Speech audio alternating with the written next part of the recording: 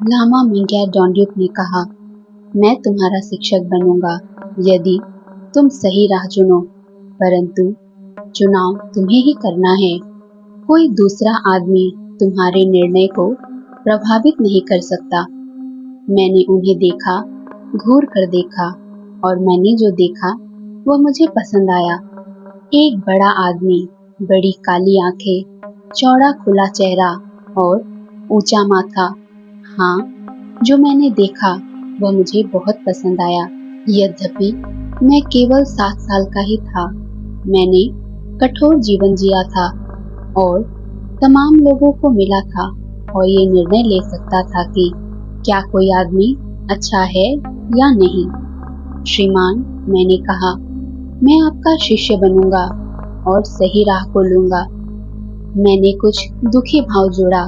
मैंने सोचा, लेकिन मैं अभी भी कड़ी मेहनत पसंद नहीं करता। वे हंसे। उनकी हंसी गहरी और गर्मजोशी की थी।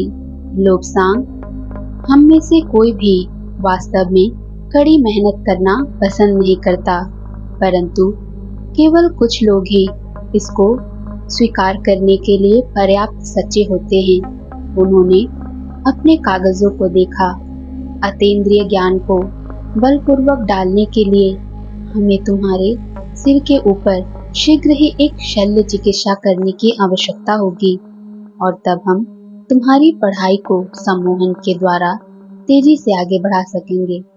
हम तुम्हें पारलौकिक ज्ञान में तथा दवाइयों के क्षेत्र में बहुत दूर तक आगे ले जाने वाले हैं। मैं थोड़ा उदास हुआ। और कठिन कार्य? मुझे लगता था कि मुझे पूरे 7 साल में कड़ी मेहनत करनी पड़ी और खेल या पतंग उड़ाना बहुत थोड़ा हुआ। लामा मेरे विचारों को जानते हुए से लगे। ओह नौजवान, बाद में यहाँ भी बहुत पतंग उड़ाना होगा। वास्तविक चीजें, मनुष्य को उठाने वाले। लेकिन पहले हमें सोच लेना चाहिए कि इन सब पढ़ाइयों को सबसे अच्छे ढंग से कैसे कर सकते हैं। वह अपने कागजों की ओर मुड़े और जल्दी से उन पर निगाह फेरी। मैं देखता हूँ 9 बजे से 1 बजे तक। हाँ, शुरुआत करने के लिए ये ठीक रहेगा। प्रार्थना सेवा में शामिल होने की बजाय यहाँ रोज सुबह 9 बजे आ जाओ और हम देखेंगे कि किन दिलचस्प चीजों पर हम बातचीत कर सकते हैं। कल से शुरुआत करो। क्या तुम्हारे पास माँ और पिताजी को देने के लिए कोई संदेश है? मैं कल उन्हें मिलने जा रहा हूँ, तुम्हारी चोटी देने के लिए। मैं पूरी तरह उबर चुका था। जब कोई बच्चा मठ द्वारा स्वीकार कर लिया जाता है तो उसकी चोटी काट दी जाती है और उसका सिर मूंड दिया जाता है, प्रतीक के रूप में कि उसका बेटा स्वीकार कर लिया गया है। किसी छोटे पुजारी के माध्यम से चोटी माँ बाप को भेज दी जाती है। अब लामा मिंग्या डोंगड्युक व्यक्तिगत रूप से मेरी चोटी को स्वयं ही देने जाने वाले थे। इसका अर्थ है कि उन्होंने मुझे आध्यात्मिक पुत्र के रूप में अपने व्यक्तिगत प्रभाव में ले लिया है। यह लामा बहुत महत्वपूर्ण थे, बहुत चतुर व्यक्ति। इन्हें पूरे तिब्बत में अत्यधिक ईर्ष्या करने योग्य सम्मान मिलता था। मैं जानता था कि ऐसे व्यक्ति के अधीन मैं कभी भी असफल नहीं हो सकता। उस सुबह मैं कक्षा में वापस गया। मैं सबसे अधिक असावधान शिष्य था। मेरा ध्यान कहीं दूसरी जगह था और कम से कम एक छोटे बच्चे को दंडित करके स्वयं को उस आनंद से संतुष्ट करने के लिए शिक्षकों के पास काफी समय तथा काफी अवसर था।